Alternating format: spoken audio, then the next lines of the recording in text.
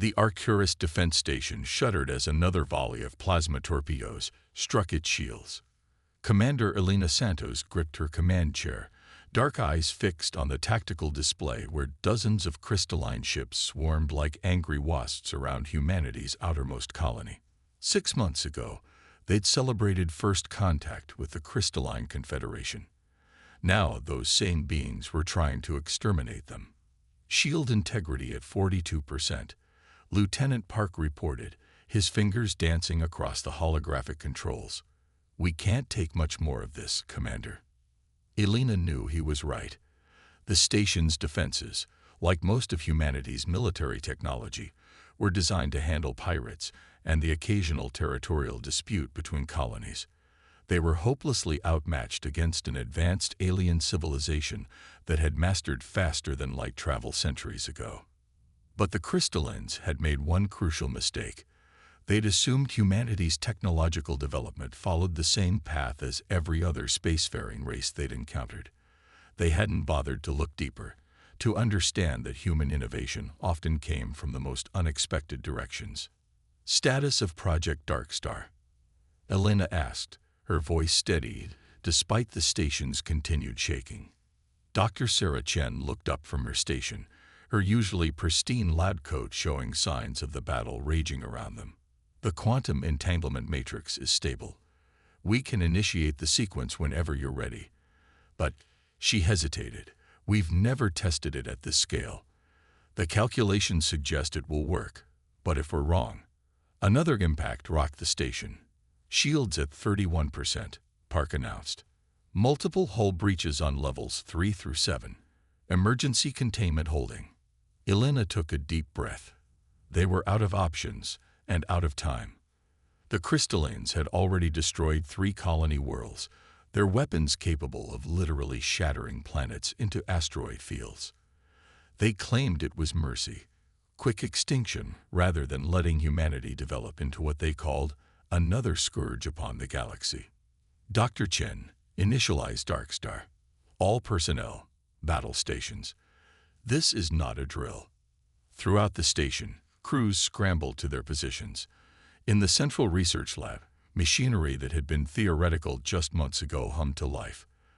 The crystallines had mastered the manipulation of light and energy, but humans had been working on something entirely different. "Darkstar matrix online," Chen reported. "Quantum field generating. We're seeing the expected particle entanglement patterns." On the tactical display, the crystalline ships continued their approach, their formation perfect, their strategy time-tested against countless other civilizations. They had no reason to expect anything different from these primitives who had barely reached their nearest stellar neighbors. "They're charging weapons," Park warned. "Multiple targeting solutions locked on our primary reactor." Elena leaned forward in her chair. "Dr. Chen, on my mark." She watched as the enemy ships moved into optimal firing position. The crystallines were nothing if not precise. 3, 2, 1, mark. Chen's fingers flew across her console. For a moment, nothing seemed to happen. Then reality itself appeared to hiccup. The crystalline ships suddenly stopped, their perfect formation disrupted as if they'd hit an invisible wall. Their weapons powered down, their engines sputtered, and their supposedly impenetrable shields flickered and died. "It's working," Chen exclaimed, her voice filled with equal parts excitement and disbelief. "The quantum nullification field is stable. Their technology relies on quantum coherence. Without it, they're helpless," Elena finished. She opened a channel to the suddenly vulnerable crystalline fleet. "This is Commander Santos of the Arcturus Defense Station. Your weapons are disabled, your shields are down, and your engines are offline. We can maintain this field indefinitely. I suggest we discuss terms for your immediate surrender." The response was immediate and filled with something Elena had never heard in a crystalline voice before. Fear. "What? What have you done?" the alien commander demanded. "This is impossible. Your species hasn't even mastered basic gravitic manipulation. You cannot possess quantum nullification technology." Elena allowed herself a small smile. You assumed we would follow the same technological path as every other race you've encountered. That was your mistake. While you mastered the manipulation of quantum states, we learned to shut them down entirely. Your technology is impressive, but it all relies on maintaining quantum coherence. Ours doesn't. There was a long pause before the crystalline commander spoke again. You could have used this from the beginning. Why wait until now? Because unlike you, we wanted peaceful contact. We wanted to learn from each other, to grow together. You chose extinction instead. Now you understand that humanity isn't as helpless as you thought. The tactical display showed more crystalline ships powering down as they drifted into the nullification field. An empire that had dominated its sector of space for millennia was being humbled by a species they had dismissed as primitive. Dr. Chen, Alina called out, prepare to transmit the specifications for our quantum nullification technology to the crystalline high command. Let them understand exactly what they're dealing with. She turned back to the communication channel. You came here thinking you would prevent humanity from becoming a threat to the galaxy. Instead, you forced us to reveal capabilities we hoped we'd never need to use. The choice is yours now. Continue this war and face technologies you can't counter, or accept that humanity has earned its place among the stars. As Elena waited for the response, she couldn't help but think about how quickly everything had changed. 6 months from first contact to all-out war to this moment of triumph. But that was humanity's greatest strength, the ability to adapt, to innovate, to find solutions where others saw only problems. The crystalline commander's response finally came, their tone now one of resignation. We request terms for cessation of hostilities. Elena nodded. A wise choice. And perhaps, once peace is established, we can have the cultural exchange we originally hoped for. Humanity has much to learn from your people, and it seems you have things to learn from us as well. As the crisis subsided and the work of diplomacy began, Elena knew this was just the beginning.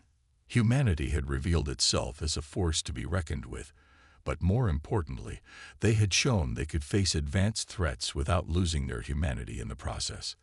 The stars had just become a much more interesting place. The research facility beneath Olympus Mons hummed with activity. 3 months had passed since the Arcturus incident, and humanity's revelation of quantum nullification technology had sent shockwaves through the galactic community. Dr. Sarah Chen stood before a wall of holographic displays, watching as test data scrolled past in endless streams. The crystallines aren't the only ones out there, she muttered, more to herself than to Admiral James Martinez, who stood beside her. And not all of them will back down as easily. The Admiral nodded, his weathered face reflecting the blue glow of the displays. Intel suggests at least 3 other advanced civilizations have begun probing our borders. They're curious about the primitives who managed to humble a mighty crystalline confederation. Sarah pulled up a new dataset, showing the energy signatures of various alien vessels that had been detected near human space. They're testing our capabilities, trying to understand how our technology works. But they're looking in the wrong place, just like the crystallines did. Because they can't imagine a species developing differently than they did. Martinez finished. He'd spent enough time with Sarah to understand the fundamental principle that had given humanity its edge. They all climbed the same technological ladder, just at different speeds, while we built our own ladder entirely. Sarah brought up a new simulation, showing a massive vessel unlike anything currently in Earth's fleet. Project Umbra is ready for full-scale testing. We've incorporated everything we learned from the Arcturus deployment. The simulation showed a ship that seemed to drink in light itself, its hull composed of materials that defied conventional physics. Unlike the brute force quantum nullification used at Arcturus, this was something far more subtle and far more dangerous. Instead of simply shutting down quantum states, Sarah explained, Umbra can selectively alter them. We can disable specific systems, redirect energy weapons, or even temporarily phase our ships out of normal spacetime. Martinez studied the simulation with intense interest. The crystallines' weapons were impressive, but they were straightforward, brute force applied with precision. This is humanity thinking sideways, Sarah finished. We looked at quantum mechanics and asked different questions than they did. They asked, how can we use this? We asked, how can we change the rules entirely? A alert chimed through the facility. One of Sarah's assistants, Dr. Raj Patel, rushed into the room. We've got incoming. 3 vessels just dropped out of FTL at the edge of the solar system.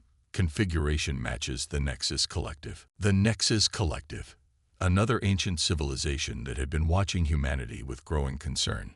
Unlike the crystallines, they preferred subtlety and infiltration to direct confrontation.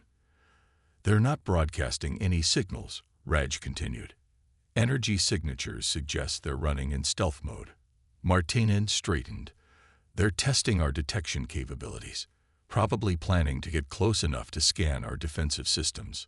Sarah's fingers danced across the holographic controls. Perfect timing. Umbra prototype is ready for field testing. She looked at Martinez. With your permission, Admiral. He nodded. Show them what humanity's been working on. Throughout the facility, klaxons sounded as crews rushed to their stations. In a massive underground hangar, a ship that seemed to be made of living shadows stirred to life. The U.S. Nightfall, humanity's first Umbra-class vessel, prepared for its maiden voyage. Sarah's voice came through the command channel. All systems online. Quantum manipulation matrix stable. Phase drive synchronized. She paused. Admiral, you might want to see this in person. Martinez made his way to the command center, where a massive holographic display showed the 3 Nexus vessels moving through the outer solar system. They were impressive ships, their technology centuries ahead of humanity's conventional capabilities. Nightfall launching now, Sarah announced. On the display, a patch of space simply darkened. There was no engine flare, no energy signature, nothing to indicate a massive warship had just left Mars orbit. The Nexus vessels continued their approach, completely unaware of what was coming. Their stealth technology was among the best in the galaxy, rendering them invisible to normal detection methods. They're scanning Jupiter's moons, Raj reported. Still no idea we spotted them. Sarah allowed herself a small smile. Nightfall in position, initiating quantum interface. The effect was immediate and stunning. All 3 Nexus vessels suddenly became visible, their stealth systems failing as the quantum states they relied on were selectively altered. More than that, their ships seemed to freeze in space, caught in a moment of time that stretched but didn't break. By all known physics, this shouldn't be possible, Sarah said, her voice filled with professional satisfaction. But we stopped asking what was possible according to their understanding of physics. We made our own rules. Martinez opened a channel to the suddenly vulnerable Nexus ships. This is Admiral Martinez of the Earth Defense Force. Your stealth systems have been compromised, your engines are offline, and your weapons are beyond your control. I suggest you power down and prepare for boarding. The response, when it came, was filled with disbelief. Impossible. Our systems are perfect. No primitive race could. That's your problem, Martinez interrupted. You keep thinking of us as primitive because we didn't develop the way you did. We're not primitive. We're different. And different can be very, very dangerous. The Nexus vessels hung helpless in space as Earth shuttles moved to secure them. In the command center, Sarah was already analyzing the data from the encounter, looking for ways to improve the technology further. They'll adapt, she said quietly. The Nexus, the crystallines, all of them. They'll study this and try to counter it. Martinez nodded. Of course they will. And we'll keep thinking sideways, keep finding new ways to surprise them. That's what humanity does best. Sarah turned back to her displays, where new simulations were already running. We're not climbing their ladder anymore, she said. We're building something entirely new. And they have no idea what's coming next. In the void of space, the Nightfall hung silent and dark, a testament to humanity's unique path among the stars. The galaxy was changing, and humanity was leading that change, not through overwhelming force or ancient wisdom, but through the simple art of asking different questions than anyone else had thought to ask.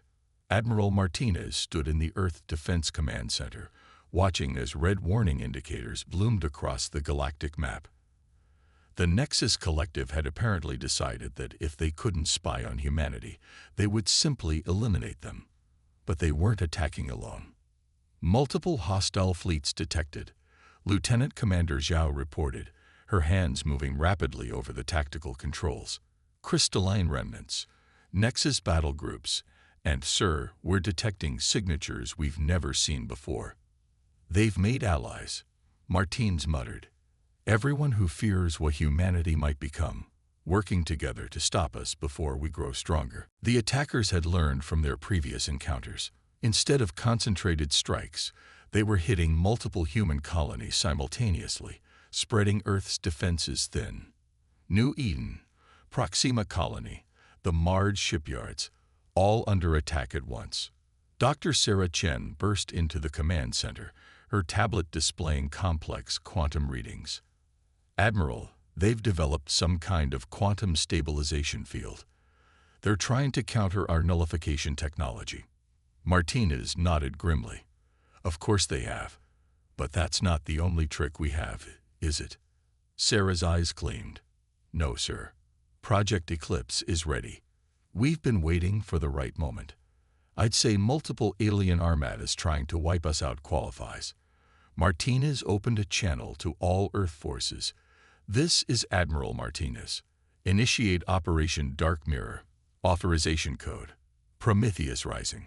Throughout human space, hidden installations hummed to life. The aliens had assumed Earth's quantum nullification technology was the extent of humanity's innovations. They were about to learn how wrong they were. At New Eden, a massive crystalline dreadnought was bearing down on the colony's main habitat dome.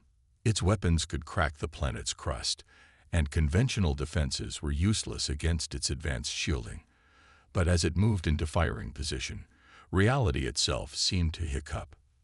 The dreadnought didn't just stop, it reversed.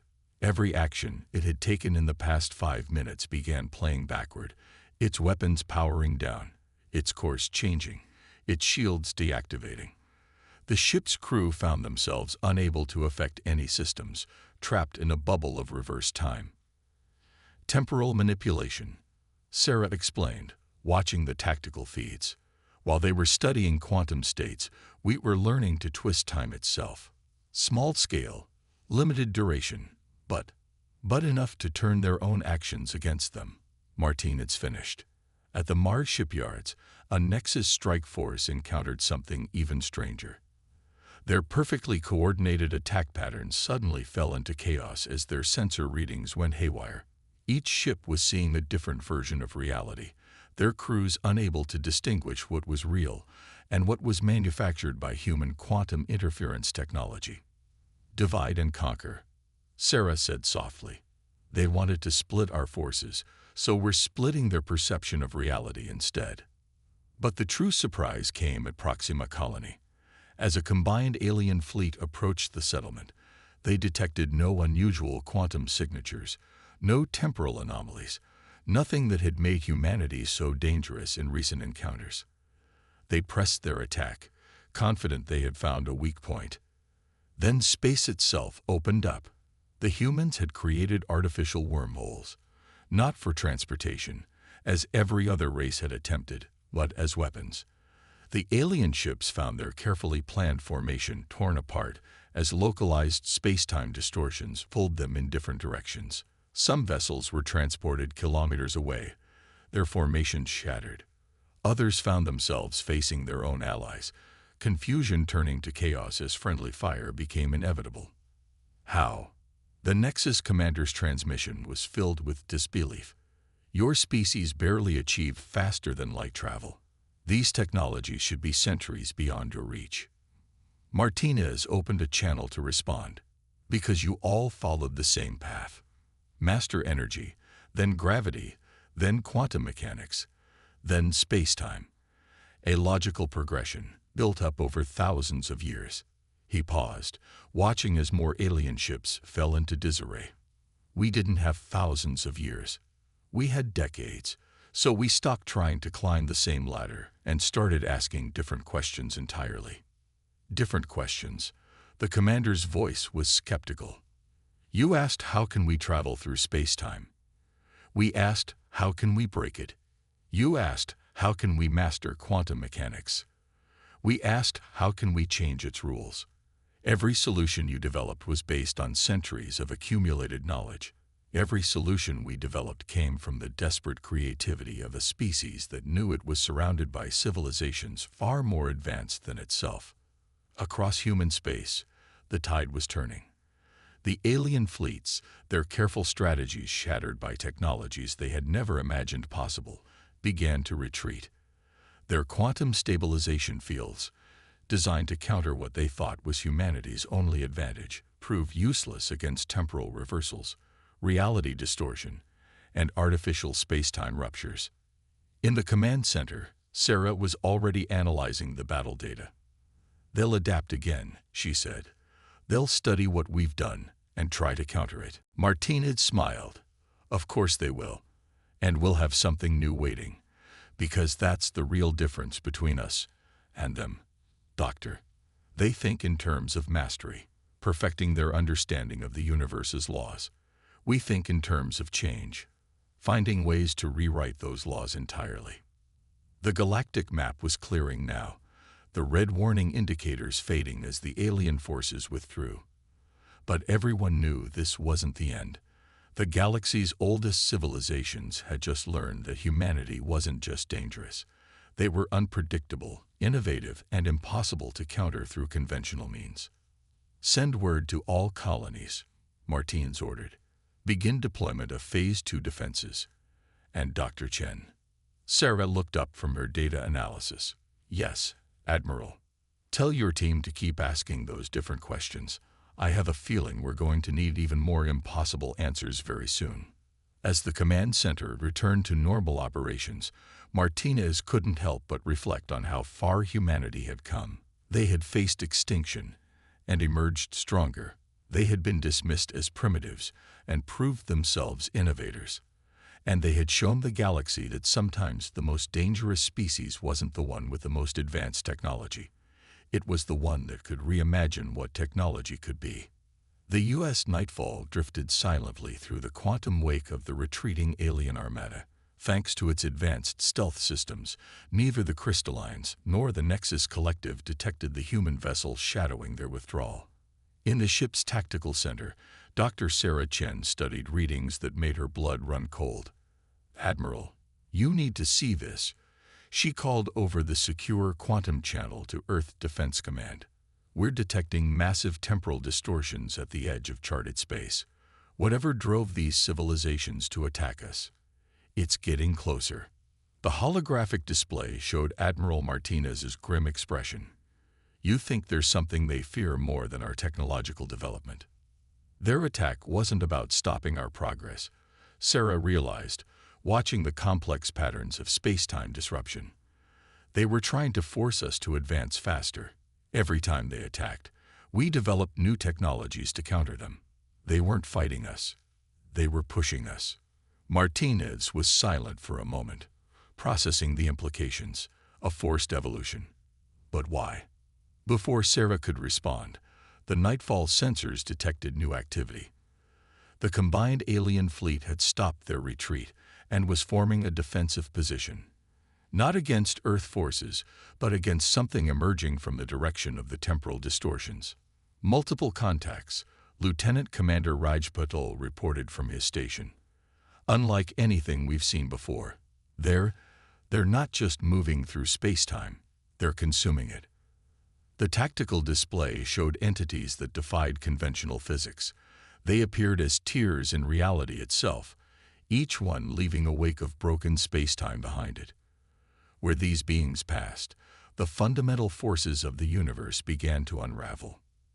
Now we know, Sarah whispered. The crystallines, the Nexus, they've faced these things before. They couldn't stop them with their traditional technologies. So when they found us, They pushed us to develop weapons that might work. Martinez finished. Because we think differently. Because we don't just use the universe's laws. We find ways to change them. A transmission cut through all channels, broadcasting simultaneously in every known language. The voice seemed to come from everywhere and nowhere at once, its words distorting reality as they were spoken. Your universe as FLAWE.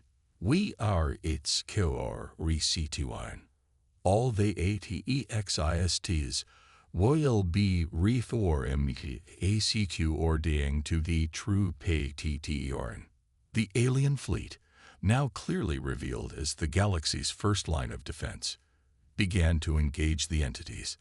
Their most powerful weapons, capable of shattering planets, passed harmlessly through the reality tiers. The entities responded by simply erasing portions of ships from existence, leaving partial vessels drifting in space, their crews exposed to vacuum, where reality had been stripped away. They're not just destroying, Sarah observed, her scientific mind racing to understand. They're trying to rewrite the fundamental structure of our universe. To them, our reality is like a program with errors that need to be debugged. Martinez's hologram nodded. And debugging, in their terms, means erasing everything that doesn't fit their true pattern. How long until they reach Earth? At their current pace. Hours. Maybe less. Sarah pulled up new data streams. But sir, I have an idea. We've been focusing on defending against their effects, but what if we could use their own nature against them? Explain. Sarah's fingers flew over the controls, bringing up theoretical models. They're trying to rewrite reality. But we've already proven we can manipulate space-time in ways they don't expect. If we can't stop them from changing our universe, we change it first. Martinez finished, understanding dawning in his eyes. On our terms, not theirs. Exactly. Project Eclipse isn't just about temporal manipulation. It's about redefining the basic rules of space-time within a localized area. If we can't prevent them from rewriting reality, we can at least control what that rewrite looks like. Martinez straightened. How many ships do you need? All of them. Every vessel equipped with quantum manipulation technology. We'll need to create a lattice of overlapping fields, each one subtly altering the fundamental forces of the universe in a different way, making reality itself so complex and varied that they can't impose their true pattern without dealing with each variation individually. Martinez nodded. Give them too many errors to correct at once. Orders went out across human space. The fleet that had been prepared to defend against alien invasion now moved to protect reality itself. The U.S. Nightfall took point, its advanced systems coordinating the massive effort. As the reality tiers approached, humanity unveiled its final innovation. Ships began generating overlapping fields of altered space-time, each one operating according to slightly different physical laws.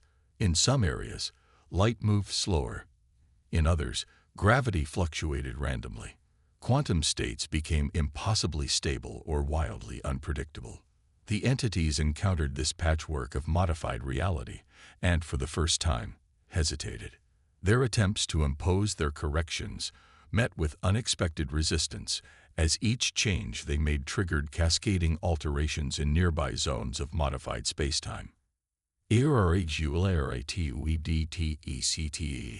The voice boomed. This is ET2R, requires additional processing. No, Sarah transmitted back. This sector requires understanding.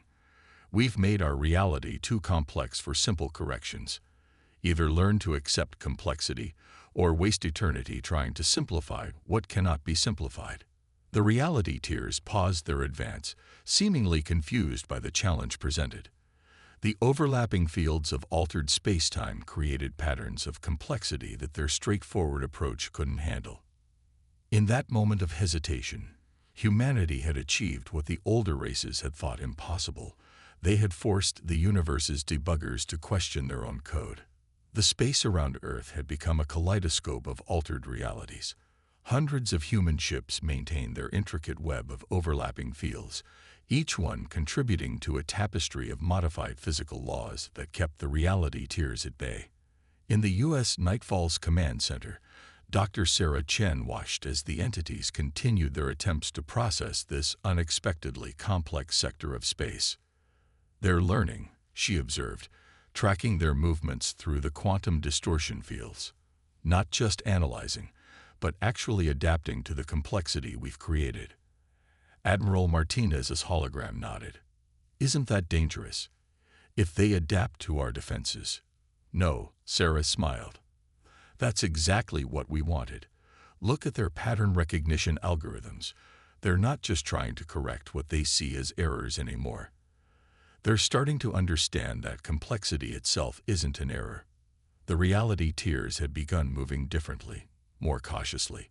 Where before they had simply consumed space-time to remake it, now they were exploring it, studying the intricate ways humanity had modified the fundamental forces of the universe.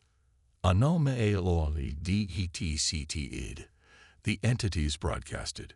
PTTEORN recognition algorithms require UPDATE. Complexity CRVs. UNCTYN. Sarah opened a channel to the entities. "Yes, it does. The universe isn't meant to be simple. Complexity, variation, even what you see as errors, they're all part of what makes reality work. Every species in this galaxy has found different ways to understand and manipulate the underlying laws of physics. That diversity isn't a flaw to be corrected. It's a feature to be preserved." There was a long pause, during which reality itself seemed to hold its breath. Then, "Alternative hypothesis accepted. Initiating revised analysis protoxovels." The reality tiers began to change.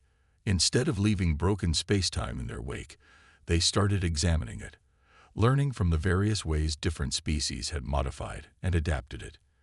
The crystalline's manipulation of light and energy, the Nexus Collective's mastery of quantum states, and humanity's ability to alter fundamental forces all became data points in their expanded understanding. In the defensive formation around Earth, the combined fleet of former enemies watched in amazement as the entities that had threatened to debug reality itself began debugging their own code instead.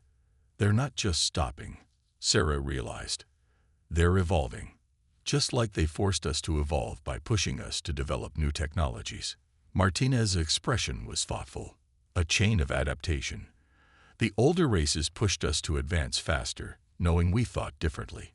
We used the different thinking to show these entities that their mission to simplify reality was itself an error. And now they're learning that the true pattern they sought isn't about simplicity at all." Sarah finished. "It's about the endless possibilities that arise from complexity." The reality tiers had begun to withdraw, but not in retreat. Their movements suggested purpose, as if they had found a new mission. The voice came again, but its tone had changed. "Revised estabilis complexity generakis anovhan innovation improves understanding understanding rdvals trupatern." As the entities departed, they left behind something unexpected.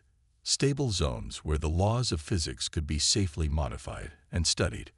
Not corrections to reality, but laboratories where different species could explore new ways of understanding and manipulating the universe. In the aftermath, representatives from every spacefaring race gathered on Earth. The Crystallines, the Nexus Collective, and dozens of other civilizations that had once seen humanity as a primitive threat now came seeking partnership. "You've changed everything," the Crystalline ambassador told Sarah during the historic meeting. "Not just by stopping them, but by showing us all a new way forward. We spent millennia mastering the universe's laws. You showed us how to change them." Sarah looked out at the gathered representatives, seeing not former enemies but future collaborators. "That's what humans do best. We don't just ask how things work, we ask how they could work differently." And now that these entities have evolved beyond their original purpose, they've given us tools to explore those questions together. The Nexus representative stepped forward. We pushed your species to advance, hoping you would find a way to stop them. Instead, you found a way to change them, to change all of us. Martinez, standing beside Sarah, smiled. Because that's the real pattern, isn't it? Not some perfect, simplified version of reality, but the endless dance of adaptation and change. Every species bringing its own perspective, its own innovations. Around Earth, the quantum distortion fields had been transformed into permanent research stations, where scientists from all races could study new ways of manipulating reality.